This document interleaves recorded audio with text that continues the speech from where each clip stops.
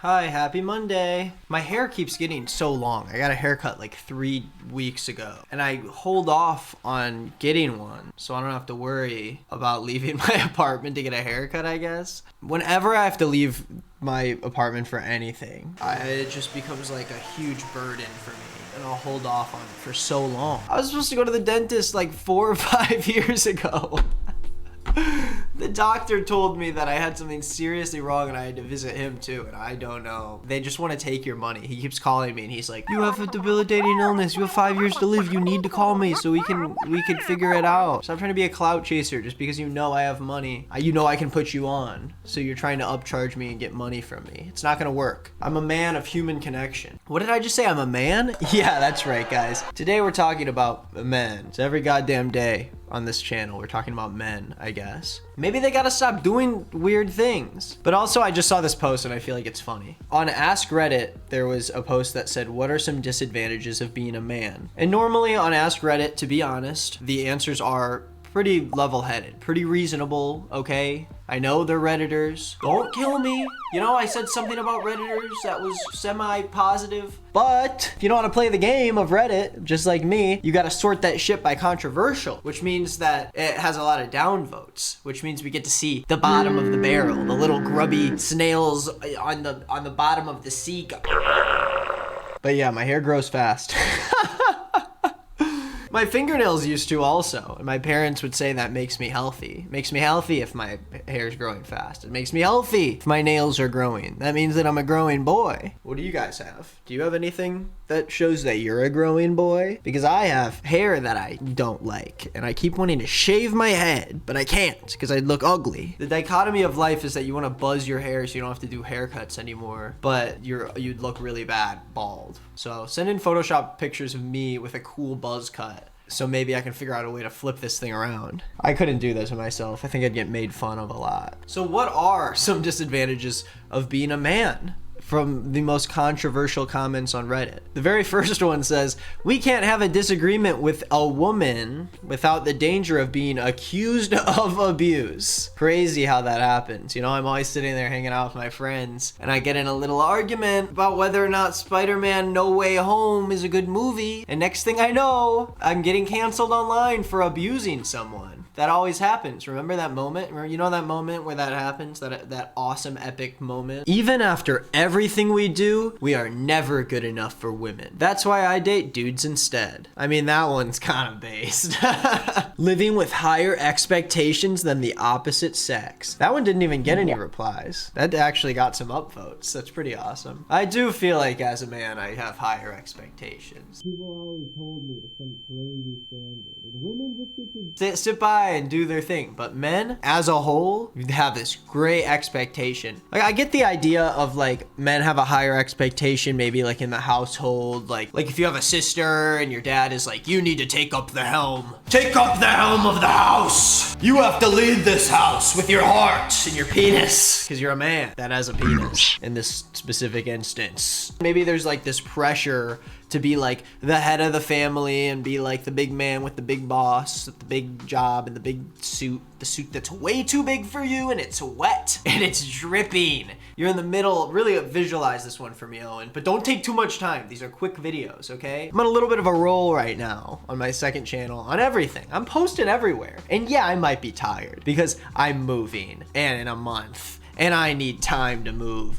but I continue to keep posting because I know that this is a good couple months for engagement and I need to grow my channel so I can make money. I also do it for the love of the game. That's a lie. I hate this job. I wish I could quit. It's the worst. I'm joking. As a man, you are considered a creep, asshole, pervert, douchebag, or some combination. Women complain about being objectified sexually and in the same breath objectify men financially. We are objectively walking blank checks. What? Ooh, someone underneath that said r/female dating strategy even explicitly called men wallets. And we know that r/female dating strategy is the best group of people to represent women as a whole in the real world of dating. But as a man, you're considered a creep, asshole, pervert, or douchebag. I'm not considered any of that. I'm considered cool and awesome and funny and respectful and the helm of the house with my heart and my big fat goddamn. People want to act like the dating world is some kind of weird video game where we're walking around as men and women are just like, oh, can that guy give me some money? No, dude. Just start talking to normal people. I think you're just talking to people and interested in people who only want you for your money. People are definitely interested in more than just my money, okay? People like me. They really do. They like me.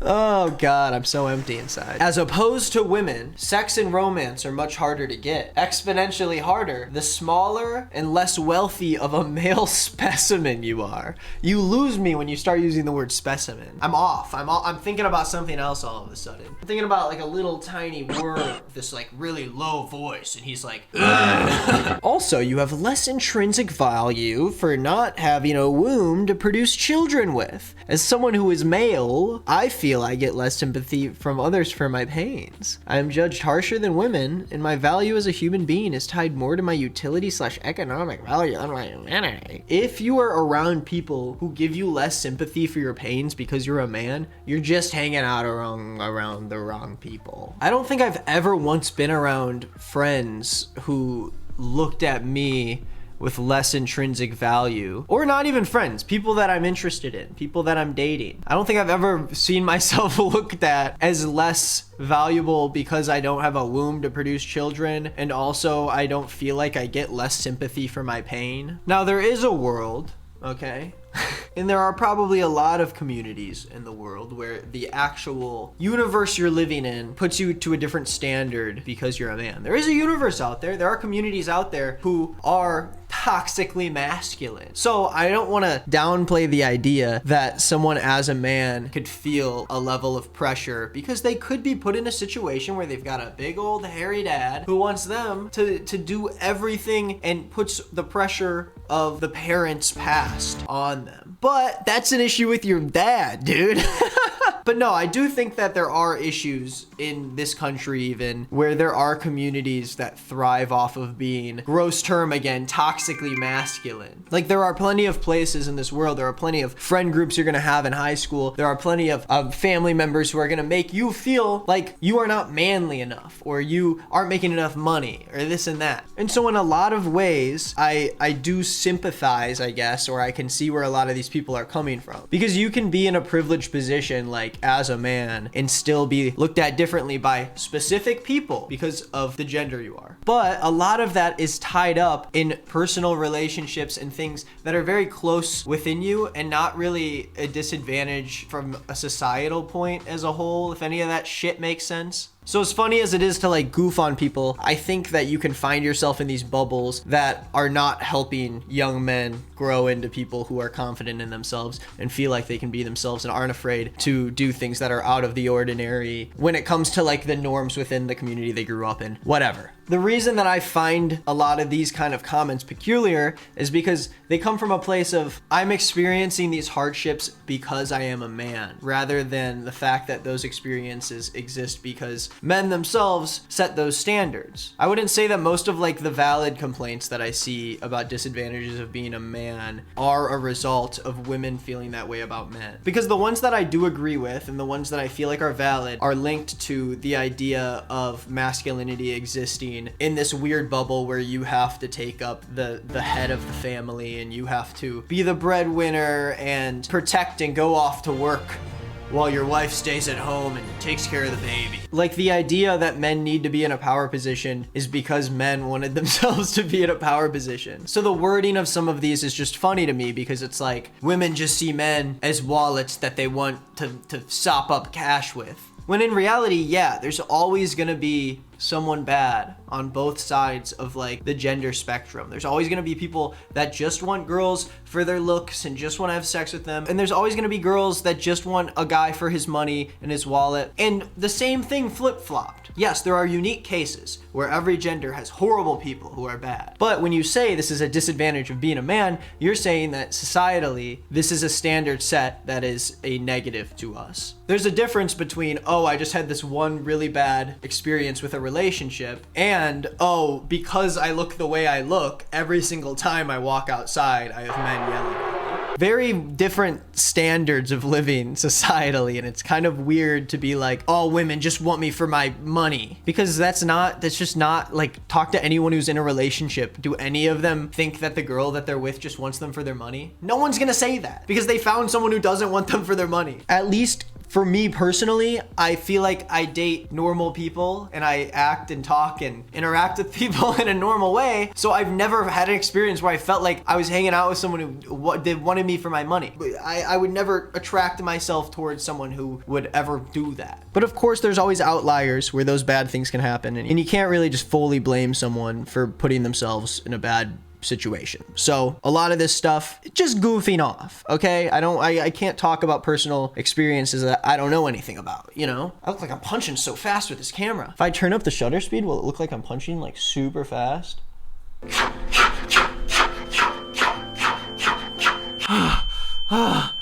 God. Do a slow shutter speed and it'll look like I'm punching in slow motion and doing like a karate movie.